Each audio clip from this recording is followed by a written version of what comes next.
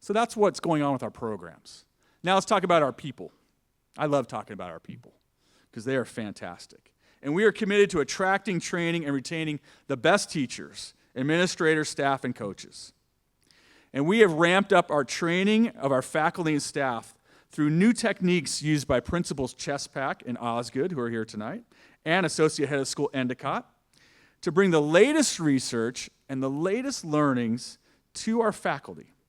And I cannot impress upon you how important this is and how significant it is what we're doing every late start, every in-service day, a couple days a week in the morning before school even starts, and even during the school day, about training our faculty to be better and to help equip them to help your students to thrive. We're also out there recruiting the best new faculty. I often hear new families who come to Village Christian and they complain to us. They say one of the reasons they're leaving their old schools is because their kids' teachers are kind of just mailing it in. They're kind of just not dynamic. They're waiting to retire. And I can tell you here at Village Christian, that's not the case. We've got an incredible group of new teachers joining with our incredible group of teachers we currently have. Here are just a couple I wanted to share with you. Charlie Seo is in the middle there. Charlie's got 7 years of teaching experience and administrative experience in our sciences. He's got a master's in chemistry, and he's currently working on a doctorate in educational leadership. Dr. Megan Kendrick's there. She's got 8 years of university teaching experience, teaching American history, California history, urban history, and world history. And she has a PhD in history.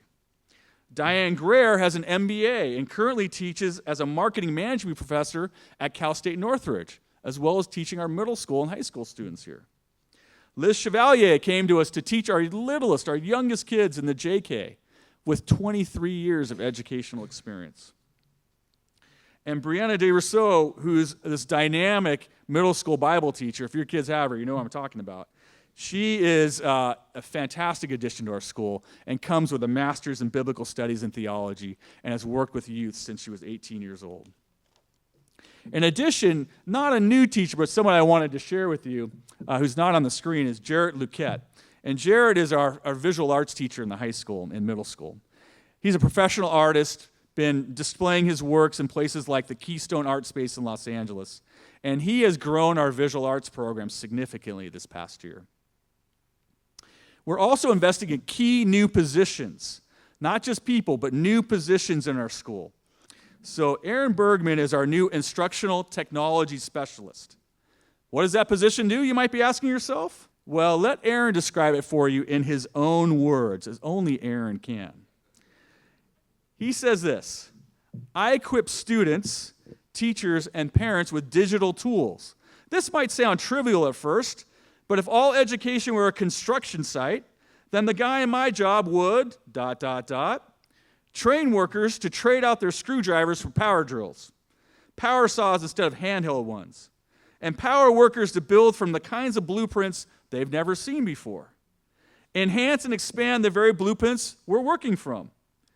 Build the wave of the future solar panels.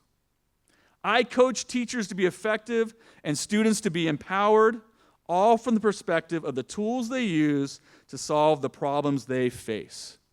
How cool is that? That's Aaron Bergman and his new role. It's a revolution happening out there in the world of curriculum and technology, and we need some good people to help us teach and train our faculty and staff. Margie Chespak was telling me the other day about a couple of her teachers who were a little afraid of some of the changes we were making with all our new technology at first. And then in the meeting the other day, they were just going on and on about this technology and how they could use it and this new software and this new way to... And she just sat back and laughed and giggled and said, if you guys could hear yourselves right now talking about how you're using all this technology and that could rewind you to when we started all this, you would be amazed. Aaron's helping with that.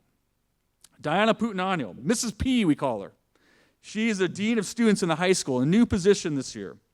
She says, my position is important to the success of our students because I have the unique opportunity and discipline to hold kids accountable with a loving and secure approach. I love that. I have had many powerful conversations with kids where they are faced with very difficult choices, and I get the honor to walk them through it. What a wonderful approach to doing student discipline.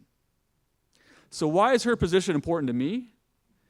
Because discipline in this age of confusion, of this age of social media, this age of broken families and broken kids, is very, very complicated. Mr. Osgood was telling me about a local public school who started the program with the help of a local agency as a self-referral emotional counseling drop-in center. So basically, open to any kid that needed some help. He said almost a third of the school went to that self-referred drop-in center the first year. Kids are hurting. Kids are hurting. And they're being damaged by the breakdown of families, by the bombardment of misinformation, by the post-Christian culture that has no values. And Mrs. P, as we call her, is on the front lines with Tom Nair, Heather Shaw, Dana Michaels, Judy Mandel, and others, dealing with the very difficult, very hard to investigate, very time-consuming discipline issues that our students get into these days. And her goal, and all the others' goal, is to bring these students back to the heart of the matter. Be loved by God, and love him back, and love your neighbor. So, for example, this year, in the fall, we stepped up our enforcement of the dress code. And Mrs. P and others wrote up hundreds of referrals and hundreds of detentions for dress code.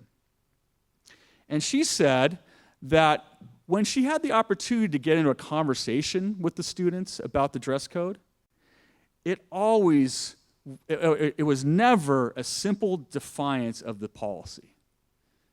It was always a much deeper issue going on with those kids. It wasn't an issue of clothing. It was an issue of the heart.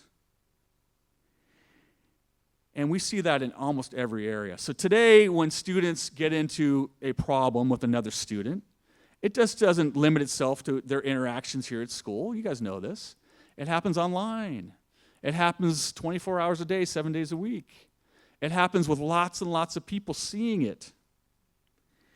And those interactions are really hard to investigate. They take tons of time, lots of effort, lots of skill to find out what's really going on, what's really at the heart of the matter of the problem. All that to say, I'm glad we have Mrs. P, and I'm glad we invested in that position. And then I told you a little bit about the Beacon program. Sarah Holman's one of our Beacon instructors in the high school, and she works with Carrie Bean, and they're the ones that are in there working with these great kids and giving them opportunities to be successful as students. Our people. I love our people.